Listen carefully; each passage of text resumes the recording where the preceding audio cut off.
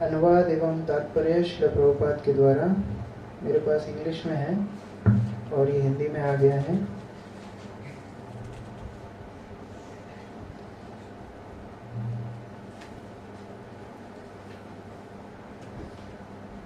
Actually ये प्रभुपाद ने इसका तात्पर्य नहीं दिया, प्रभुपाद के शिष्यों ने लिखा है।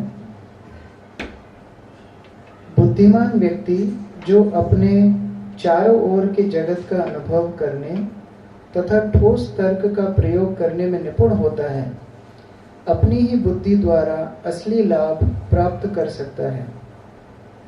इस प्रकार कभी कभी मनुष्य अपना ही उपदेशक गुरु बन जाता है। भगवान उद्धव को ये संदेश दे रहे हैं कि किस प्रकार अगर एक बुद्धिमान व्यक्ति हो और वो अपने चारों ओर प्रत्यक्ष रूप से ठीक प्रकार से अगर वस्तुओं को देखे, उनसे सीखने का प्रयास करे, तो अपनी बुद्धि से स्वयं को गुरु बन के सिखा सकता है, उपदेशक बन सकता है। तात्पर्य, जैसा कि इस अध्याय में राजा यदु तथा अवधूत की वार्ता के माध्यम से बताया गया है, संवेदनशील तर्कपूर्ण व्यक्ति अपने चारों ओर के जगत का निरीक्षण करके असली ज्ञान तथा सुख प्राप्त कर सकता है। अन्य जीवों के सुख और दुख को देखकर मनुष्य यह समझ सकता है कि क्या लाभप्रद है और क्या अनिष्टकर है। श्रील जीव गोस्वामी ने इस संबंध में कहा है, गुरुवनुसारेण प्रवर्तक इत्यर्थः। अपनी अनुभूति तथा बुद्धि से अर्जित ज्ञान से श्री भगवान के प्रतिनिधि का महत्व को समझा जा सकता है। इस श्लोक में श्रेयस शब्द सूचित करता है कि मनुष्य अपनी बुद्धि से जीवन में आगे बढ़ सकता है। अच्छी संगति से मनुष्य को धीरे धीरे श्री कृष्ण का दास के रूप में अपनी सनातन स्थिति को समझ लेना चाहिए। तब वह अन्य प्रबुद्ध जनों के सानिध्य में रहने के लिए अत्यंत उत्सुक हो जाता है। कबूतर के साथ, बाज के साथ श्री कृष्ण के प्रबुद्ध दास का लक्षण यह है कि वह ऐसे अन्य महात्माओं की संगति के लिए लालायित रहता है। इस तरह इस भौतिक जगत का संवेदनशील तथा तर्क संगत निरीक्षण करते हुए मनुष्य को भक्तों की संगति में आध्यात्मिक जीवन के महत्व को समझना चाहिए।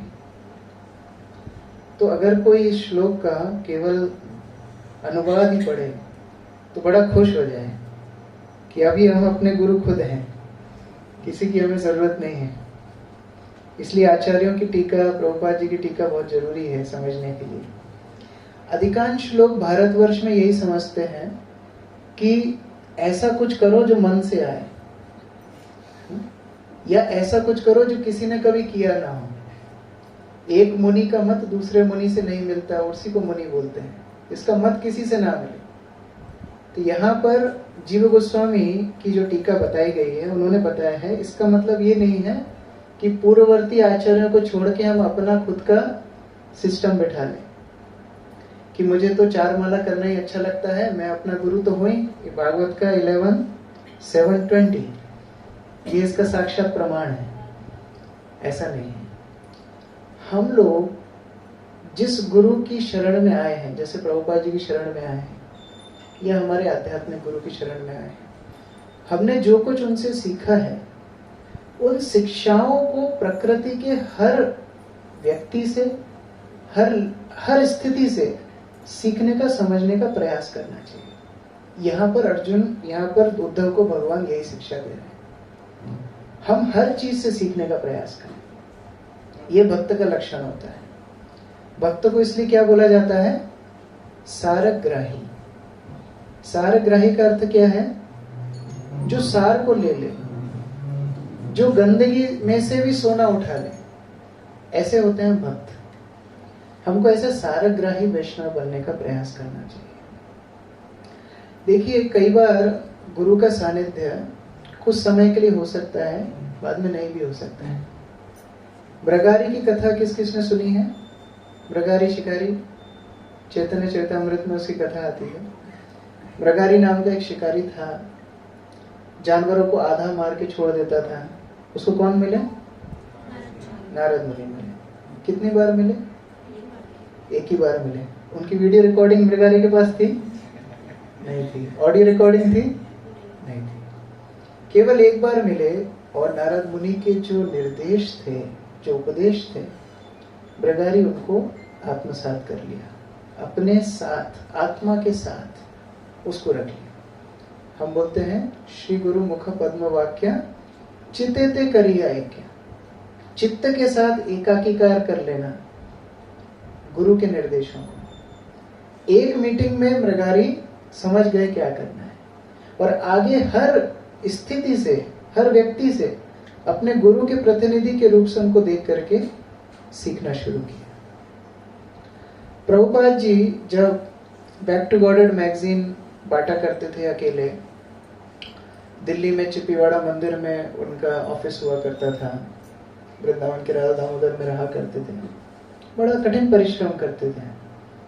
यहाँ हम लोग अभी चर्चा कर रहे थे कि चिपीवाड़ा जाना है, तो गिरिराज प्रभु जी हमको बोल रहे थे सुबह जल्दी जल्दी निकलो क्योंकि बहुत धूप हो जाती है। ये विचार कीजिए प्रभुपाद जी अपने समय में इस धूप में कैसे जाते होंगे। कई किलोमीटर तो पैदल चलते थे, टांगे में जाते, कैसे कैसे जाते थे। तो इस संघर्ष के साथ जब उन्होंने बैक टू गॉडेड मैगजीन, भगवत दर्शन पत्रिका का प्रकाशन, प्रचार, वितरण सब कुछ किया, तो एक पोस्टमैन ने आकर के उनको बोला कि आप ये मैगजीन छाप रहे हैं, लोग मैगजीन जिस महीना निकल जाता है, जैसे अभी अप्रैल 2022, मई 2022 में अप्रैल की मैगजीन कोई आपको भेजेगा तो आपको क्या लगेगा? स्टॉक क्लियरेंस चल रहा है। मंदिर से भी हम कभी मार्च, अभी जैसे अप्रैल चल रहा है, किसी को कैलेंडर गिफ्ट देते हैं तो उसको लगता है अब इनका बिक नहीं रहा है इसलिए गिफ्ट दे रहे हैं, तो स्टॉक क्लियरेंस। तो इसलिए उन्होंने उनको सजेशन दिया आप पुस्तकें छापिए। तो श्रील प्रभुपाद ने उस साधारण व्यक्ति को अपने गुरु का प्रतिनिधि माना और उस निर्देश को इतना सीरियसली लिया कि जो हम इतनी सारी पुस्तकें प्रभुपाद की देखते हैं, उस निर्देश से निकल करके आई। गुरु का दर्शन हर व्यक्ति में करना चाहिए। भागवत की शुरुआत में जब सूत गोस्वामी सुखदेव गोस्वामी को स्मरण करते हैं और प्रार्थना करते हैं, तो यही बात बोलते हैं कि मेरे गुरु हर एक चराचर जीवात्मा के हृदय में वास करते हैं। इसका अर्थ क्या है? वो अपने गुरु को परमात्मा के रूप में देख रहे हैं, साक्षात धरित। इसलिए हर चीज से सीखना चाहिए, हर चीज से गुरु के जो वाक्य हैं उसको संबोधित करना चाहिए। इसको बोलते हैं हम गुरु चेतना, कृष्ण चेतना, कृष्ण भावना। कृष्ण भावना करते ये नहीं है केवल एकांत में बैठ करके हम जब जप करते हैं वही कृष्ण भावना है। चलते फिरते, बोलते, सोते, खाते पीते, जिस स्थिति में हम हैं, गुरु कृष्ण से संबंधित उसको देखना चाहिए। ये कृष्ण भावना में थे। तो यहाँ पर अर्जुन को भगवान बहुत सुंदर रूप से कई उपदेश उद्धव को दे रहे हैं और इस श्रृंखला का नाम है उद्धव गीता। ये भगवान श्री कृष्ण के प्रकट लीला के अंतिम उपदेश हैं, बहुत ही महत्वपूर्ण है। हम लोग भगवत गीता तो स्थान स्थान में जाकर के वितरण करते हैं, लेकिन उद्धव गीता गंभीर भक्तों के लिए, जो भक्त लोग भक्ति में आगे बढ़ना चाहते हैं उनके लिए ये उद्धव गीता है। तो यहाँ पर भगवान अलग अलग उदाहरणों से सीखने के लिए बोल रहे हैं। देखिए, दो तरह के उदाहरण होते हैं। हर एक व्यक्ति, हर एक स्थिति एक उदाहरण है, या तो अच्छा उदाहरण है या बुरा उदाहरण है।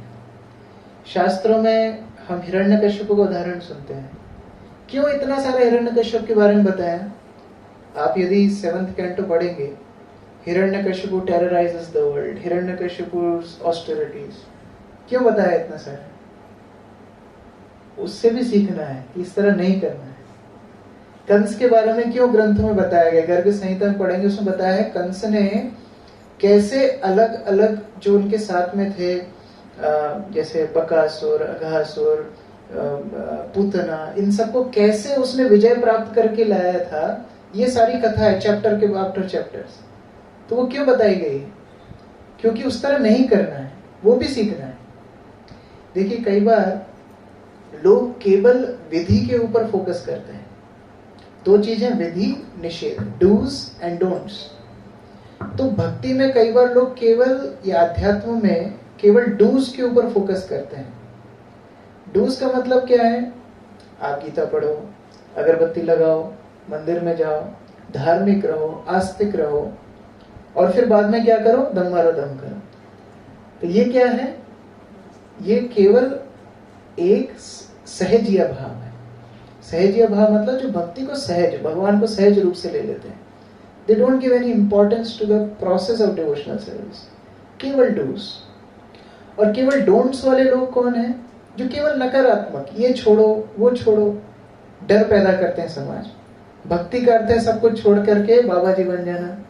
भक्ति का अर्थ है जिसका पूरा बिजनेस डूब गया हो, वो शायद भक्ति में टाइम देता होगा। कई लोग पूछते भी हैं, आपके जीवन में से क्या घटना घट गई जो आप इस पथ में आ गए? तो होता है इस तरह, आपकी नौकरी नहीं लगी, आप पढ़ाई में फेल हो गए। निषेध। तो या तो विधि पे ज्यादा फोकस है या निषेध पे। भक्ति में दोनों जरूरी है। एक बार एक मोटा तगड़ा सा व्यक्ति डॉक्टर के पास गया और उसको बोलता है कि मेरे लिए आप डाइट प्लान बनाइए। तो उस डॉक्टर ने बोला कि आपको डेली 2 रोटी खानी है, 1 कटोरी चावल लेना है, 1 कटोरी दाल लेनी है। तो बोला डॉक्टर साहब ये खाने के पहले लेनी है, खाने के बाद लेनी है? मुश्किल वही है। हमसे डोंट्स एंड डूज दोनों साथ में नहीं होता है, लेकिन भक्ति में दोनों ही जरूरी है। अच्छे उदाहरणों से हम अच्छे गुण सीखें, बुरे उदाहरणों से हम ये सीखें कि क्या नहीं करना है। जैसे अभी हम 2 दिन पहले पुष्कर में थे। पुष्कर तीर्थ में ब्रह्मा जी का एकमात्र मंदिर है पूरे ब्रह्मांड में। क्यों एकमात्र मंदिर है? वहां पर जब वो यज्ञ करने के लिए बैठे ब्रह्मा जी, यज्ञ करने के लिए उन्होंने सावित्री को बुलाया। सावित्री आने में लेट हो गई तो उन्होंने दूसरा विवाह किया गायत्री से। गायत्री के साथ जब यज्ञ कर रहे थे, सावित्री आ गई। उन्होंने श्राप दे दिया कि आपका एक ही मंदिर होगा और कहीं मंदिर नहीं होगा। इससे क्या शिक्षा मिलती है? क्या शिक्षा मिलती है? पत्नी को नाराज नहीं करना चाहिए। तो हर एक उदाहरण से कुछ ना कुछ सीखने के लिए है ना। उसी प्रकार से अभी मान लीजिए सावित्री को नाराज नहीं करते तो ब्रह्मा जी के मंदिर सब जगह होते, लेकिन नहीं हो पाए। उसी प्रकार से भगवान यहाँ पर बोल रहे हैं हर एक वस्तु से हम सीखने का प्रयास करें। तो प्रथम उदाहरण देते हैं पंच महाभूत का। ये 5 महाभूतों से हम बने हुए हैं। इसमें प्रथम महाभूत क्या है? पृथ्वी। पृथ्वी जिसके ऊपर हम बैठे हुए हैं, जो सारे पंच महाभूत में से सर्वाधिक मात्रा में हमारे शरीर में है। पृथ्वी से हम सीखें, क्या क्या सीख सकते हैं पृथ्वी से? पहली चीज है सहनशीलता। कितना सहन करती है पृथ्वी। जब आतताई, बड़े बड़े राक्षस, बड़े बड़े दानव यहाँ पर हुए पृथ्वी पर, ये सब कुछ पृथ्वी सहन करती है। और सहन करते करते जब सहनशीलता की पराकाष्ठा पहुंच जाती है, तब देवताओं के पास जाती है। देवता बोलते हैं हम तो आपकी मदद नहीं कर सकते, आप भगवान के पास जाइए, आप भगवान की पत्नी हैं। पृथ्वी भगवान की पत्नी है। समुद्रे वसने देवी पर्वत स्तन मंडिते विष्णु पत्नी। विष्णु पत्नी पृथ्वी कौन है? विष्णु की पत्नी। देवता लोग बोलते हैं आप अपने पति के पास जाइए प्रॉब्लम लेके। पृथ्वी बोलती नहीं, हमारे पति हमारी नहीं सुनते हैं। किसकी सुनते हैं? गौ ब्राह्मण हिताय च। वो गौ और ब्राह्मणों की सुनते हैं। इसलिए पृथ्वी गाय बन के भगवान के पास जाती है। ऐसा नहीं है पृथ्वी के अंदर सामर्थ्य नहीं है। थोड़ी सी वेलोसिटी तेज घूमेंगे तो हम सब छिट के दूर गिरेंगे। पृथ्वी के ऊपर बहुत सामर्थ्य है, लेकिन सहनशीलता का अर्थ है कहां पर अपनी शक्ति को लगाना है, वह चीज समझना। सहनशील लोग कमजोर नहीं होते हैं। सहनशील लोग ये जानते हैं कहां शक्ति का प्रयोग करना है, कहां शक्ति का प्रयोग नहीं करना है। मान लीजिए आप सड़क में चल करके जा रहे हैं और सामने से कोई अभद्र पशु, मान लीजिए सुअर आ रहा है, तो कितने लोग उससे लड़ाई करने लगेंगे कि मेरे रास्ते में कैसे आ गया, ये तो मेरा सेक्टर है, सेक्टर 9, इसमें कैसे आ गए। कौन कौन लड़ाई करने लगेंगे? कोई लड़ाई नहीं करेंगे, हम अपना रास्ता चेंज कर लेंगे। हमको मालूम है ये सुअर से हमारी लड़ाई करने का हमारा स्तर नहीं है। उसी प्रकार से सहनशीलता का अर्थ है हमारी शक्ति को सही जगह लगाना, व्यर्थ की चीजों में समय ना गवाते हुए कृष्ण भावनामृत के ऊपर हमारा फोकस होना। क्या कर सकते हैं हम स्थिति में, उसके ऊपर हमारा ध्यान होना चाहिए। जैसे रावण सीता को जब हर के लेकर के गए, क्या सीता के लिए खुद से छूटना संभव था? संभव था? नहीं था। सीता जिस स्थिति में रावण ने कैद करके रखा था, हर समय वहां पर राक्षसियां थीं, लंका नगरी में से सीता की लीला के स्तर पर, अब आप बोलेंगे नहीं वो महाशक्ति थी, वो सब बात नहीं, लीला के स्तर पर क्या सीता वहां से अपने आप छूट सकती थी? नहीं, वो उनके बस में नहीं था। लेकिन क्या उनका मन उनके बस में था? था। उनकी चेतना क्या उनके बस में थी? थी। वो उन्होंने श्री रामचंद्र को दी। सहनशीलता का यह अर्थ है। प्रहलाद, क्या प्रहलाद के बस में था कि हिरण्यकशिपु को रोक दे? क्या बस में था? नहीं था। लेकिन उनके बस में था विष्णु स्मरण। विष्णु स्मरण उनके बस में था, वह उन्होंने किया। तो हमारे जीवन में भी बहुत बार इस तरह की परिस्थितियां आएंगी, बहुत बार क्या, हर रोज आएंगी, जिस समय हमें सहनशील बनना होगा और उस समय ये देखना होगा कि क्या करनी है, इस समय मैं क्या कर सकता हूं, मैं क्या करने में सामर्थ्य हूं। अगर हम इस प्रकार से आगे चलेंगे तो भक्ति जीवन में हमें उत्साह मिलेगा। नहीं तो हम लोग केवल दीवार में धक्का देंगे। दीवार में धक्का देने से क्या होता है? कुछ भी नहीं होता है, हमारा समय नष्ट होता है। उसी प्रकार से भागवत के प्रथम स्कंद में ही लिखा है प्रभुपाद जी ने, जो वस्तुएं हमारे वश में नहीं है, उन वस्तुओं को परिवर्तन करने का प्रयास नहीं करना चाहिए, हमें उनको सहन करना चाहिए। पृथ्वी से शिक्षा मिल रही है। शिक्षा और क्या मिलती है पृथ्वी से? पृथ्वी से एक और शिक्षा मिलती है, स्थिरता। अपने जीवन में जिस पथ पे हम हैं उसमें बहुत स्थिरता की आवश्यकता है, बहुत स्थिरता। It requires ocean of patience and devotional service. क्योंकि जब हम भक्त नहीं थे या कई बार नए नए भक्ति में आते हैं तो एक एडवर्टाइजमेंट बहुत चलता है, आप भक्ति में आ जाइए, आपके सारे कष्ट चले जाएंगे। कुछ भी नहीं जाएंगे। कष्ट निवारण के लिए भक्ति नहीं है, कष्ट निवारण के लिए डॉक्टर है, कष्ट निवारण के लिए अलग अलग उपाय है, भक्ति नहीं है। भक्ति से हम सीखते हैं कष्टों में भी कैसे हम भगवान का स्मरण कर सकें। मुश्किलें सबके जीवन में आएंगी, लेकिन स्थिरता कितनी हम रखते हैं, ये भक्ति में रहना बहुत आवश्यकता है। और पृथ्वी से हम एक और चीज सीखते हैं कि पृथ्वी की स्थिरता अपने लक्ष्य के प्रति इस प्रकार है कि कई बार पृथ्वी के स्तर पर जिस प्रकार पाप कृत्य होते हैं, पृथ्वी भी उससे प्रभावित होती है, लेकिन उस समय वो किस प्रकार अपने आप को पुण्य करती है, शुद्धि करती है, ये पृथ्वी हमको सिखाती है। जैसे कि मैं उदाहरण से समझाता हूँ।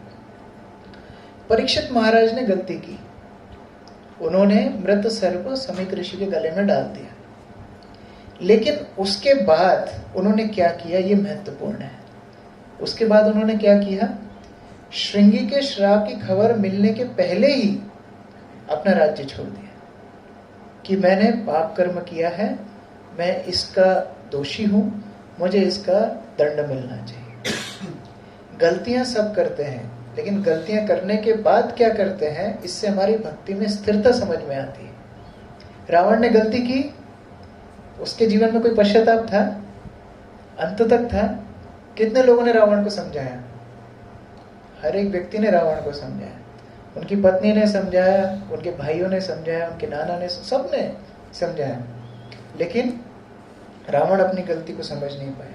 तो उसी प्रकार से हम गलतियां करें लेकिन उससे सीखें, ये भी पृथ्वी से हम सीखते हैं। इसके बाद जो बहुत महत्वपूर्ण शिक्षा है, पृथ्वी एक और चीज सिखाती है। यद्यपि इतने पापी तापी सब पृथ्वी के ऊपर रहते हैं, फिर भी पृथ्वी किसी को त्याग नहीं करती।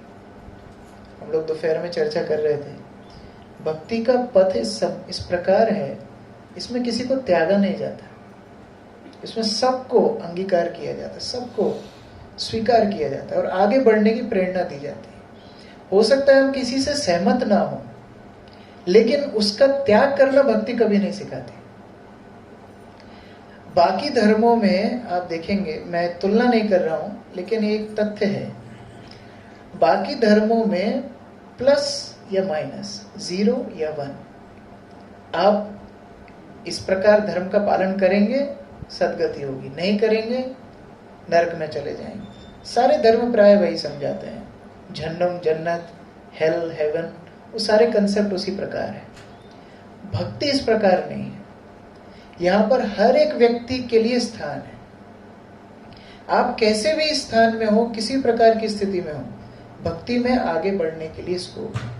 इसलिए भक्ति सिखाती है किस प्रकार स्थितियों में, व्यक्तियों में, संबंधों में हम जो सहनशीलता रखते हैं, व्यक्ति को आगे बढ़ाने का हमको प्रयास करना है, उसको त्यागने का प्रयास नहीं करना है। जैसे भगवान ने पूतना के साथ व्यवहार किया। पूतना क्या करने के लिए आई थी? पूतना भगवान का वध करने के लिए आई थी, लेकिन भगवान ने क्या किया? क्या भगवान ने उसका त्याग किया? नहीं किया। क्या किया? अपनी माता के समान उनको पदवी दी, क्योंकि भगवान ने केवल उनका क्या देखा? वेश देखा। वेश मात्र पूतना उद्धार, वेश रखने के लिए पूतना को उद्धार दे दिया। ओके, माता का वेश बना करके आए हैं, इनको हम उद्धार कर देंगे। Best of the two. कई बार टीचर्स हमारा कोचिंग में एग्जाम लेती थी, एक बार लेती थी, अच्छी परफॉर्मेंस नहीं होती थी, बोलती थी दोबारा एग्जाम देना। तो हमको लगता था कहीं अभी 10 आए हैं, 9 ही नहीं आ जाए अगले टेस्ट में। तो बोलती थी नहीं, बेस्ट ऑफ द टू, दोनों में से जो अच्छे मार्क्स होंगे वो हम कंसिडर करेंगे। तो भगवान भी ऐसे ही करते हैं, या तो किसी के पास कोई भी एक्सटर्नल्स ना हो, उसके हृदय में शुद्ध भक्ति हो, भगवान उसको स्वीकार करते हैं। जैसे जगन्नाथ यहाँ पर विराजमान है, जगन्नाथ के कई भक्त हुए, दासिया, बौरी, अलग अलग भक्त हुए। उनकी जाति नीच थी, उनका कर्म नीच था, लेकिन फिर भी भगवान ने सेवा स्वीकार की, क्योंकि भावना शुद्ध थी। दूसरे स्थान पे पूतना का उदाहरण है। पूतना के उदाहरण से हम क्या सीखते हैं? कोई भावना नहीं, कुछ नहीं, फिर भी बाह्य रूप से कम अभिनय तो किया भगवान की माता बनने का। तो दोनों ही श्रेयस्कर हैं। हम लोग कई बार बोलते हैं प्रभु जी तो बस तिलक लगा के आ जाता है, कुछ जब तब कुछ नहीं करता, फालतू ऐसे ही भक्त है। तिलक लगाना भी बहुत बड़ी बात है। अल्प भाग्य के लोगों को ये उपलब्धि नहीं मिलती। आज हम बैठ के हरि कथा चर्चा कर रहे हैं, कितने लोग हैं भारतवर्ष में इस प्रकार की हरि कथा चर्चा कर रहे हैं? ये बिना भाग्य के हरि कथा चर्चा करने का उपलब्धि हमको नहीं मिलती। हम प्रहलाद हिरण्यकश्यप का उदाहरण भी चर्चा कर रहे थे। हिरण्यकश्यप ने प्रहलाद के लिए क्या क्या उद्दंड स्थितियां प्रकट की। क्या कोई पिता अपने पुत्र से इतनी घृणा कर सकता है? अभी तक इस प्रकार उदाहरण क्या हमने देखा है? किसी भी, अभी ISKCON इतने समय से चल रहा है, क्या कोई भी पिता माता ने पुत्र के प्रति, पुत्री के प्रति इस प्रकार की घृणा दिखाई है? एक बार भी नहीं दिखाई। लेकिन प्रहलाद ने वो चीज सहन की और बाद में क्या प्रार्थना की नरसिंह देव से? क्या प्रार्थना की?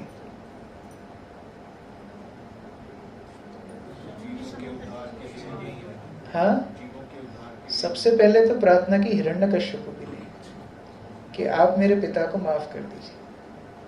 ये समझना बहुत जरूरी है। हम लोग बात कर रहे हैं पृथ्वी ते आछे जत नगर आदि ग्राम, सभी जगह प्रचार करने की हम बात कर रहे हैं, और छोटे छोटे समुदाय में भक्तों से घृणा करेंगे। तो क्या ये हमारी भक्ति के लिए श्रेयस्कर है? क्या प्रचार के लिए श्रेयस्कर है? कभी भी नहीं। उस प्रकार की सहनशीलता भक्ति जीवन में होना बहुत आवश्यकता है। छोटी छोटी टीम्स में, छोटे छोटे घरों में भी हम देखते हैं, मान लीजिए पिता माता है या कोई चाचा है, क्या बुआ है, हो सकता है उनकी आदत होती है, कोई बुआ की आदत होती है कोई कमेंट देने की, कोई चाचा की आदत होती है खर्राटे मार के सोने की। क्या उनका त्याग कर देते हैं? नहीं करते हैं। कि हमको पता है परिवार को एक साथ रहना है। उसी प्रकार भक्ति का अर्थ है भक्तों की संगति में हम किस प्रकार की आदान प्रदान रख रहे हैं, ये भक्ति का अर्थ है। इससे पहले की जो पंथाएं थी उसमें एक अकेला चलना रहता था, उसमें बाकी सपोर्ट की जरूरत नहीं है, अकेला चलना है आपको, एकला चलो रे, अकेला चलना है। लेकिन भक्ति ही ऐसा एक मार्ग है जहां हमको भक्तों के समुदाय को साथ में लेके चलना है। इसलिए पृथ्वी से हमको वो शिक्षा लेनी चाहिए। आगे भगवान शिक्षा देते हैं जल से। जल से क्या शिक्षा ले सकते हैं? जल से क्या शिक्षा ले सकते हैं? जल से प्यास बुझा सकते हैं। हाँ, रास्ता कहीं भी वो बना लेते हैं। ओके, शुद्ध करता है। शुद्ध करता है। पहले माता जी का पॉइंट, माता जी ने बोला जल कहीं से भी रास्ता निकाल के अपने गंतव्य तक पहुंच जाता है। ये किसने बताया था? ये किसका उदाहरण है? माता जी से पहले किसी ने बोला था इसको? 5000 साल पहले किसी ने बोला था, कुंती महारानी ने बोला था। कुंती महारानी ने उदाहरण दिया है ये। जिस प्रकार गंगा का पानी अपने उद्गम से निकल के समुद्र तक पहुंचता है, बीच में बहुत सारी रुकावटें आती हैं, चट्टान आती हैं, थोड़ा सा उसका पानी डाइवर्ट हो जाता है, कई गांव में बांध देते हैं, बहुत सारी चीजों से गंगा निकलती है, लेकिन अपने गंतव्य तक पहुंच के रहती है। उसी प्रकार भगवान, मेरी मति हमेशा आपके प्रति अग्रसर हो सकता है मेरे जीवन में कोई रुकावटें आ जाएं, मैं इधर जाना चाहता था इधर मुड़ गया, मेरे जीवन में किसी कार्य क्षेत्र में कोई परिवर्तन आ जाए, मेरे स्वास्थ्य में कोई परिवर्तन आ जाए, मेरी मानसिक स्थिति में कोई परिवर्तन आ जाए, लेकिन मेरी गति, मेरी मति हमेशा आपकी तरफ अग्रसर हो। ये हम जल से शिक्षा लेते हैं। और दूसरा पॉइंट जो माता जी ने बोला, जल से हम क्या शिक्षा ले सकते हैं? जिस चीज के स्पर्श जल कर लेता है वो चीज पवित्र हो जाती है। ये भक्ति की शक्ति है। हमारे संग प्राप्त करके यदि दूसरे लोगों की भक्ति का उत्थान नहीं हो रहा है, उनकी चेतना नीचे गिर रही है, इसका अर्थ है हम कृष्ण को अभी तक अपने जीवन में उतार ही नहीं पाए। कई लोगों के साथ मिलकर के जब वार्तालाप करते हैं, किस प्रकार की वार्तालाप उनके साथ होती है, इससे पता पड़ता है उनकी चेतना का स्तर क्या है। अच्छा, गुरु वैष्णव लोग उतनी ही बात करेंगे जितना हमारा स्तर होगा। जैसे छोटे बच्चे होते हैं ना, माताओं को एक्सपीरियंस है, आप उनको एक रोटी देते हैं, एक रोटी में से आधी छोड़ देते हैं, तो क्या करेंगे आप? 2 रोटी कभी उनकी थाली में देंगे? कभी नहीं देंगे, बोलेंगे पहली फिनिश करो फिर दूसरी मिलेगी। उसी प्रकार हम भी भक्तों के समाज में हमें लगता है अरे हम तो वही सालों साल सुन रहे हैं, बॉडी सोल क्या हो रहा है, गाड़ी आगे नहीं बढ़ रही है, क्योंकि हमारी चेतना वहीं पड़ी हुई है नीचे। अभी शारीरिक स्तर से हम ऊपर ही नहीं उठ पा रहे हैं, तो गुरु वैष्णव ऊपर बताएंगे भी क्या? जो पानी के स्पर्श में आएगा वो पवित्र हो जाएगा। अगर हम उस प्रकार अपने आप को छोड़ दें, वैष्णवों का वास्तविक स्पर्श हमके हमारे जीवन को मिले, तो हमारे जीवन में भी पवित्रता आनी सुनिश्चित है। ऐसा कोई भी व्यक्ति नहीं है जिसको वैष्णव पवित्र नहीं कर सकते। प्रभुपाद ने जब भक्ति वेदांत मैनर को स्वीकार किया था, भक्ति वेदांत मैनर बीटल्स ग्रुप का था, और वहां पर इस प्रकार पाप कृत्य हुए थे जिसकी कल्पना हम कर नहीं सकते हैं। ऐसे अपवित्र स्थान को प्रभुपाद ने स्वीकार किया, वहां राधा गोकुलानंद की स्थापना की, और आज वो तीर्थ स्थल है। भक्त लोग भक्ति वेदांत मैनर विजिट करते हैं, जाते हैं, वहां प्रणाम करते हैं, हाँ ये भक्ति वेदांत मैनर प्रभुपाद ने बनाया था। चलिए और पीछे जाते हैं, हम राधा कुंड में जाते हैं। राधा कुंड क्या है? गौड़ीय वैष्णव का सबसे पवित्र स्थान है। राधा कुंड की सृष्टि किसने की थी? राधा रानी गोपियों ने अपने कंगन से की थी, लेकिन कंगन से उन्होंने भूमि के स्थल से खोदना शुरू नहीं किया था। आपको मालूम है कहां से खोदना शुरू किया था? पहले से वहां गड्ढा था। वो गड्ढा किसने बनाया था? कृष्ण ने। कैसे? किसको बताया? हाँ, अरिष्टासुर का जो वध किया था, उसका वध करने से अरिष्टासुर का जो शरीर गिरा था, उससे वो गड्ढा बना था। क्या वो बहुत पवित्र गड्ढा है? क्या लगता है?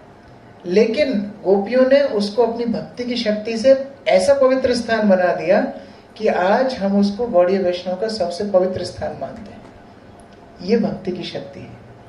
पानी से हम ये सीखते हैं। जिस प्रकार जल जिस वस्तु को स्पर्श करता है उसको पवित्र कर देता है, वैष्णव के अंदर ये क्षमता होती है, वो जहां जाते हैं उस स्थान को पवित्र कर देते हैं। और जल से हम क्या सीख सकते हैं? ट्रांसपेरेंसी, फिर से 2 पॉइंट। जल जिस पात्र में रखा जाता है उसी पात्र का वो आकार ले लेता है। इसका अर्थ क्या है? हम जिस स्थिति में भगवान हमें रख रहे हैं उस स्थिति में रहने को स्वीकार करना चाहिए। जाहे विधि राखे राम ताही विधि रही है। ये भक्ति का सिद्धांत है। जिस स्थिति में भगवान रखना चाहते हैं उस स्थिति में रहना भगवान के प्रति हमारी कृतज्ञता है। कई बार पड़ोसी के पास हमारे पिताजी से ज्यादा अच्छी गाड़ी होती है, ऐसा एक्सपीरियंस होता है। तो क्या बच्चा अपने पिता को छोड़ के पड़ोसी की गाड़ी में बैठ जाता है? क्या लगता है? कभी बैठ जाते हैं क्या आजकल? हम लोग टीवी के लिए जरूर किया करते थे कि घर में टीवी नहीं थी तो पड़ोसी के यहाँ टीवी देखने चले जाते थे। लेकिन मान लीजिए किसी का घर ज्यादा अच्छा है तो क्या हमारे पिता माता को छोड़ के हम उनके घर में रहने लगेंगे? नहीं रहने लगेंगे। जिस प्रकार माता पिता बच्चों को रखते हैं, बच्चों को पता है कोई कितना भी धनाढ्य हो, हमारे पिता माता से ज्यादा प्रेम हमें नहीं कर सकता। उसी प्रकार भगवान हमें जिस स्थिति में रख रहे हैं उस स्थिति में हमें रहना सीखना चाहिए। ये भक्ति की परीक्षा है और ये हर भक्त के जीवन में आती है। हर स्तर पे चुनौतियों का सामना भक्त को करना पड़ता है। कई बार देखिए कंप्लेंट्स इस प्रकार होती हैं कि भक्तों के समाज में मुश्किलें हैं। मान लीजिए हम जब भौतिक संसार में थे तो क्या वहां पर मुश्किलें नहीं थी? वहां पर ये मुश्किलें थी। अब हम भक्तों के समाज में आ गए हैं तो जो गरम नरम होना है वो किसके साथ होगा? वो भक्तों के साथ ही होगा। लेकिन उस स्थिति में हमें कृतज्ञता रखना ये भक्ति का सूचक है। ये भी हमें पानी से सीखना है। और पानी से और क्या सीखना है? ट्रांसपेरेंसी। क्या बोलते हैं? पारदर्शिता, ट्रांसपेरेंसी, इनोसेंस। पारदर्शिता को शास्त्रों में इनोसेंस या हिंदी में क्या बोलते हैं इनोसेंस को? मासूमियत, हाँ, सरलता, सौम्यता, ठीक है, सरलता। जितना जो भक्त सरल रहेगा उतना भक्ति जीवन में, अपने स्वयं के जीवन में वो वैष्णवों की कृपा को आकर्षण कर पाएगा। वैष्णव कृपा छोड़ दीजिए, बाहर के लोग भी उन्हीं से आकृष्ट होते हैं जो लोग सरल होते हैं। आप खुद देखिए, जिस पानी में गंदगी हो और जो पानी एकदम क्लियर हो नीचे तक जिसमें दिख रहा है, आप कौन सा पानी पसंद करेंगे? जो क्लियर हो। उसी प्रकार जिस वैष्णव के चरित्र में बड़ी जटिलता है, बड़ी कठिनता है, ऐसे को ना भगवान पसंद करते हैं ना भक्त पसंद करते हैं। सरल भक्तों को भगवान पसंद करते हैं। सरलता की परिकाष्ठा क्या है? गोपियां सबसे सरल भक्त हैं, इसलिए भगवान उनको सर्वाधिक प्रेम करते हैं। हम चैतन्य चरितामृत में उदाहरण पढ़ते हैं श्रील रघुनाथ दास गोस्वामी का। रघुनाथ दास गोस्वामी बड़े जमींदार के बेटे थे, गोवर्धन मजुमदार। और एक बार क्या हुआ कि कुछ मुगल लोगों को पता लग गया, वहां के नवाब को पता लग गया कि इनके पिताजी पूरा टैक्स सबमिट नहीं कर रहे हैं ऊपर। तो उनको पकड़ने के लिए घर पे आए। अब जब आए तब तक इनके पिताजी और चाचा जी हिरण्य मजुमदार, गोवर्धन मजुमदार दोनों भाग गए। और घर में कौन? अकेला रघुनाथ। उसको इन्होंने पकड़ लिया और उससे बड़े प्रश्न पूछने लगे, आपके चाचा कहाँ हैं, आपके पिता कहाँ हैं? बड़ी सरलता से बालक बोलता है, आप तीनों तो भाई हैं, भाइयों के बीच में झगड़ा होता है, बच्चों को क्यों डालते हो? और इतना सौम्य, इतना सरल, इतना सहज उनका व्यक्तित्व था। वो नवाब का जो बंदा भेजा गया था वो मारना चाहता है लेकिन उसका हाथ उसके ऊपर उठता नहीं। ये भक्ति की शक्ति होती है। बाद में वही रुदन करने लगता है, क्षमा मांगने लगता है और रघुनाथ को छोड़ देता है। कहने का अभिप्राय क्या है? कहने का अभिप्राय है जीवन में हम सरल बने। देखिए, इस संसार ने बड़े बड़े महत्वाकांक्षी लोगों को देखा है। हम लोग क्या अपने जीवन में महत्वाकांक्षा रखेंगे? एक घर हो जाए, 2-4 गाड़ी हो जाए, क्या महत्वाकांक्षा रखेंगे? इस दुनिया ने ऐसे बड़े बड़े महत्वाकांक्षी लोगों को देखा है जिन्होंने पृथ्वी पर राज किया है, जो चक्रवर्ती रहे हैं, जिन्होंने साम्राज्यों की स्थापना की है, जिन्होंने पूरे के पूरे देश चलाए हैं, जिनकी हजारों रानियां थी। अभी हम जयपुर गए थे, एक राजा था जिसकी 9 रानियां थी, उस 9 रानियों के लिए 9 महल बनाए हैं। तो इस प्रकार पागल राजा भी थे पहले, और इस प्रकार उनने समृद्धि हासिल की है। इस दुनिया को और इससे बड़े बड़े उदाहरण नहीं देखने। इस दुनिया को अभी सरल लोग चाहिए, साधु लोग चाहिए। वो भी ढूंढने से भी नहीं मिलते हैं। उधर कंपटीशन कम है।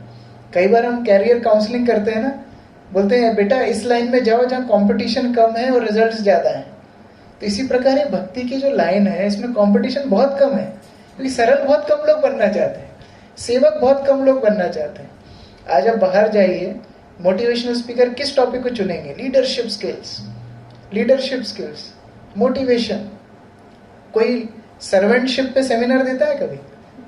सर्वेंट कैसे बनना है, हम्बल कैसे बनना है, अपने आप को नीच कैसे समझना है, इसके ऊपर अगर कोई मोटिवेशनल स्पीकर बड़ा से बड़ा अगर सेमिनार देगा तो भी उसका हॉल खाली चला जाएगा। लेकिन हमारी भक्ति का पथ ही यही है, हमारा जीवन सदा पापी रहता है। तो सरल होना है। पानी जिस प्रकार नीचे जाने का प्रयास करता है, भक्ति में उसी प्रकार विनम्र बनने का प्रयास करना चाहिए। जितना हम विनम्र बनेंगे उतना कृपा को आकृष्ट करेंगे। अगर हम किसी डॉक्टर के पास जाएं और उसको बोलें कि मैं रोज 5 बजे उठ जाता हूँ, रोज मैं 10 किलोमीटर वॉक करता हूँ, मैं एकदम फ्रूट डाइट खाता हूँ और अभी तक मेरे जीवन में मैंने कोई दवाई नहीं ली, तो डॉक्टर क्या बोलेगा आपको? कॉन्ग्रेचुलेशंस, अब मेरे पास क्या है, फेसबुक पे पोस्ट डाल दीजिए। लेकिन डॉक्टर के पास हम कब जाते हैं?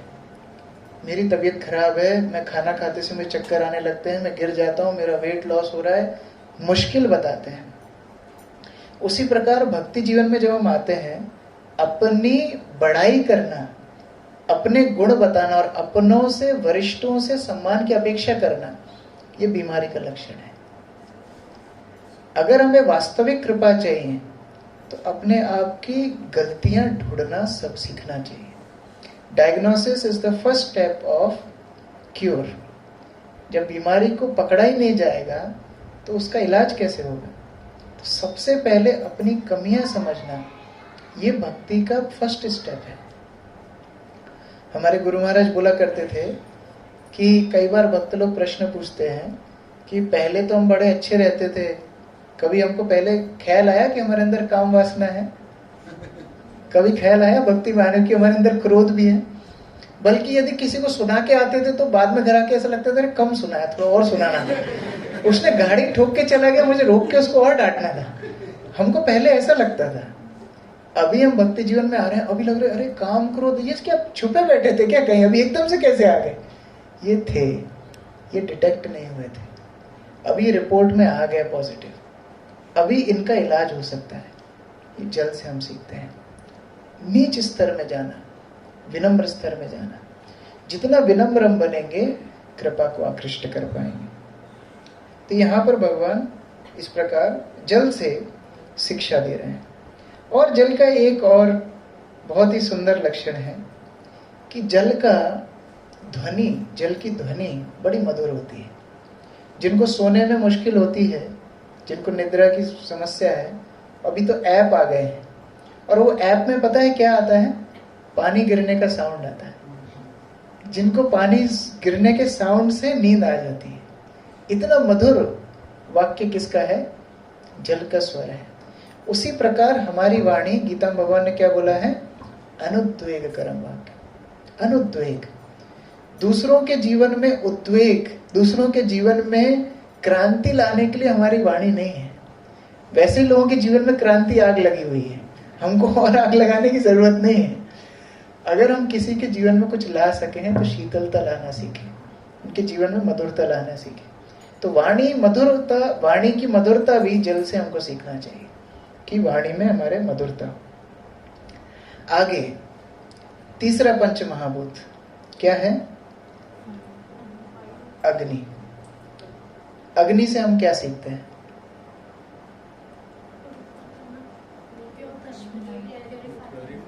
जो भी हो आएगा वो भस्म हो जाएगा, तो हमसे जो भी टकराएगा वो चकनाचूर हो जाएगा।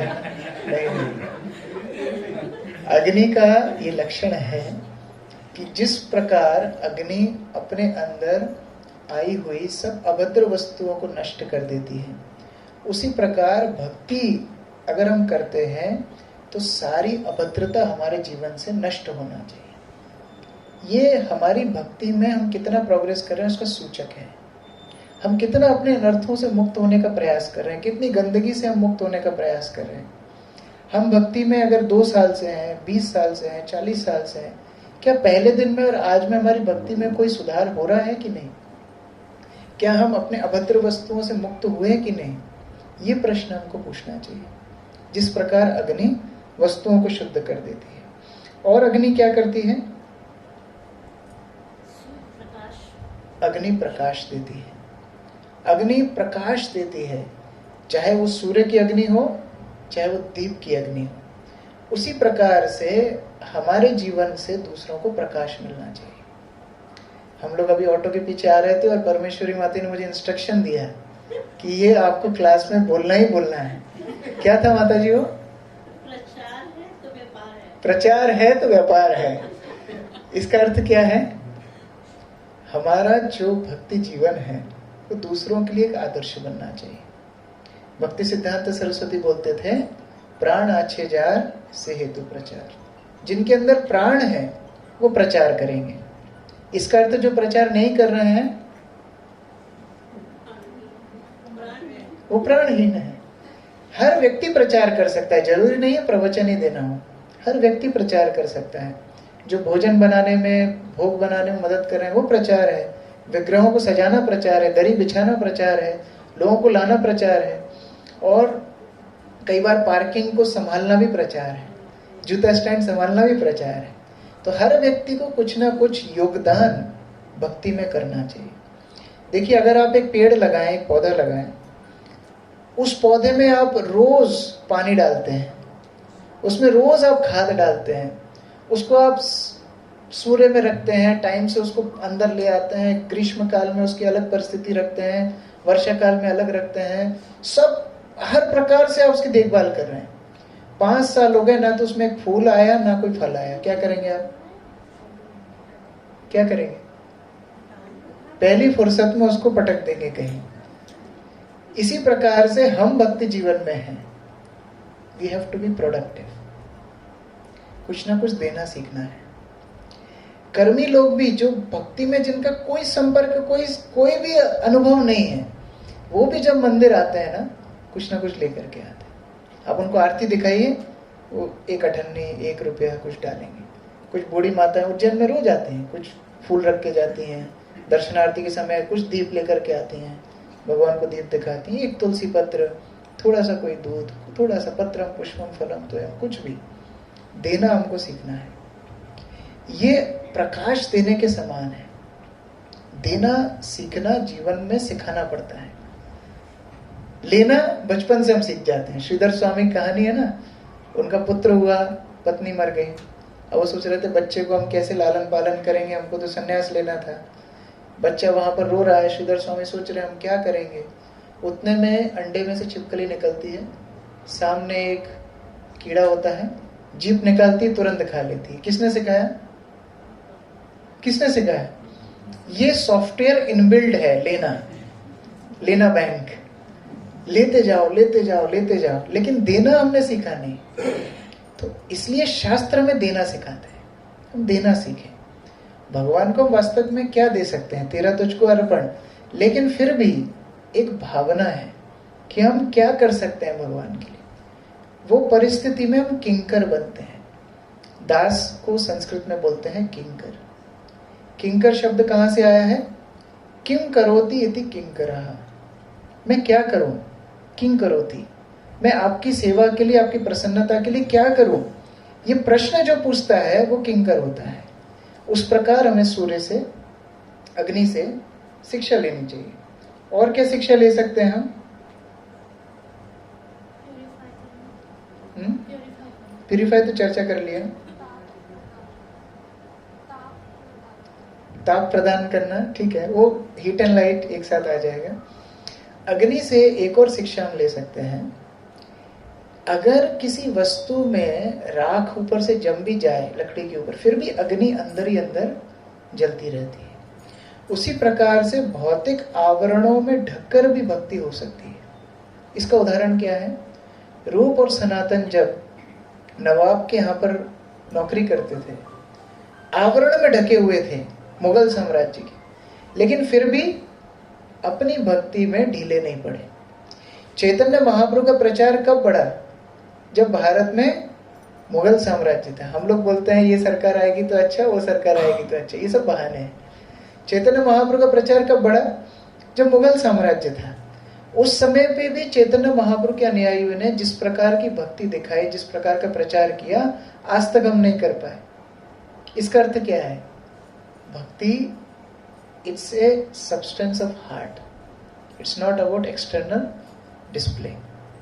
भक्ति एक शोकेस नहीं है, दुकान में रखा हुआ सामान नहीं है, ये हृदय की स्थिति है। अगर भक्ति बाह्य दिखावा होता तो रावण साधु का ही वेश रख के आया था सीता को हरने के लिए, वो सबसे बड़ा भक्त होता। इंद्र पृथु महाराज का घोड़ा चुराने के लिए किसके वेश में आया था? साधु के वेश में आया था, तो सबसे बड़ा भक्त होता।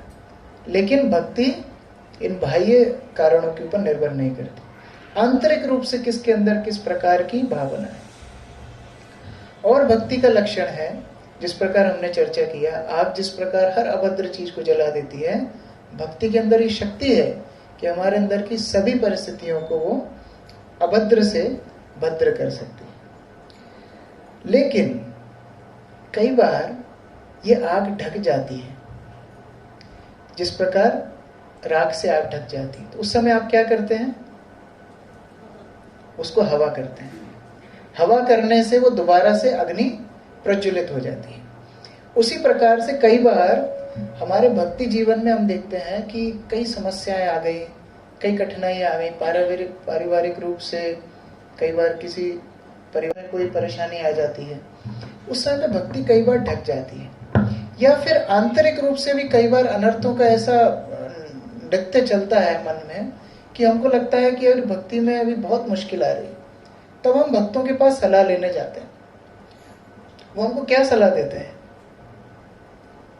एक बार एक व्यक्ति ने कम से कम 10-12 डॉक्टर दिखा लिए, उसकी बीमारी ठीक ही नहीं हो रही थी।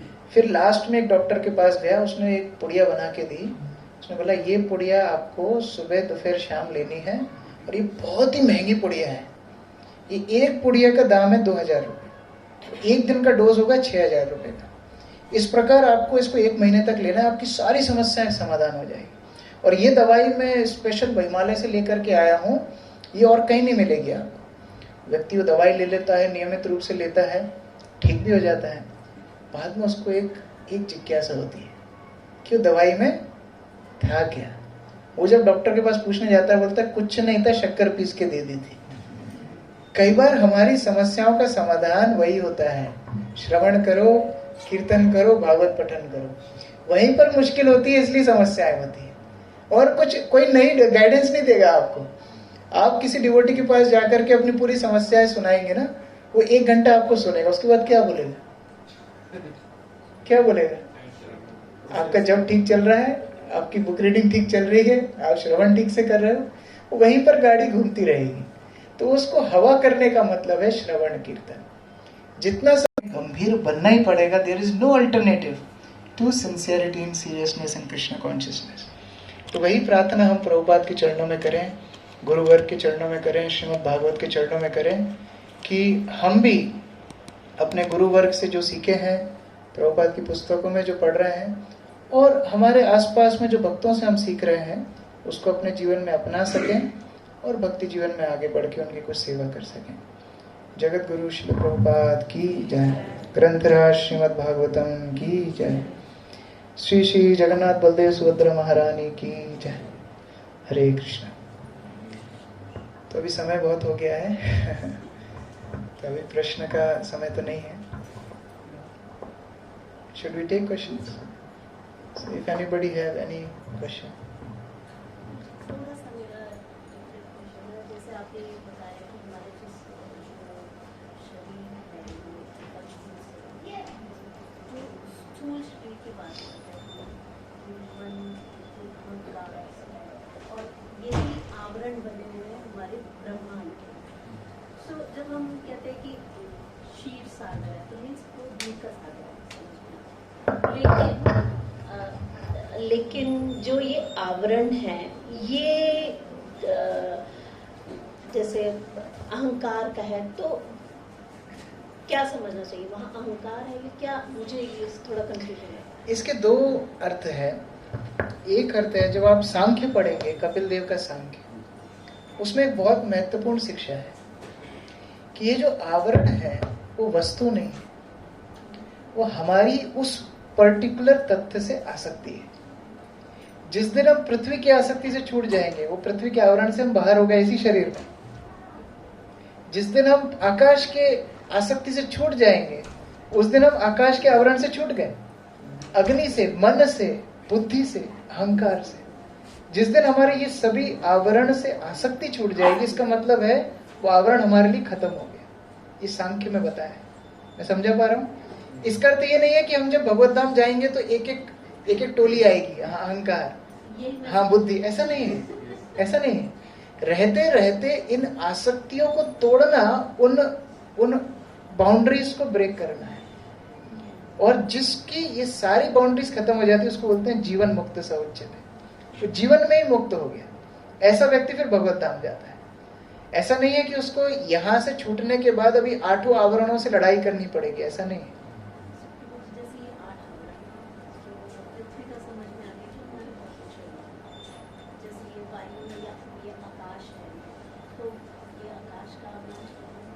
हर वस्तु का एक भौतिक पदार्थ के साथ संबंध होता है. जैसे अग्नि जब देखने की इंद्रियों से इंटरेक्ट करता है तो देखने की वस्तुएं बनती है.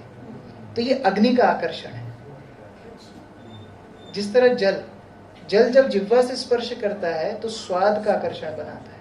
तो जिस दिन स्वाद के आकर्षण से छूट जाएंगे, जल की परत खत्म हो जाएगी. उस प्रकार तो ये 8 आवरण उस प्रकार से खत्म होते हैं. सांख्य में कपिल देव समझे. और कोई भक्त कुछ बोलना चाहते हैं? मैंने कुछ गलत बात बोली हो तो आप करेक्ट कर सकते हैं. ठीक है. Giriraj Prabhu, you want to add something?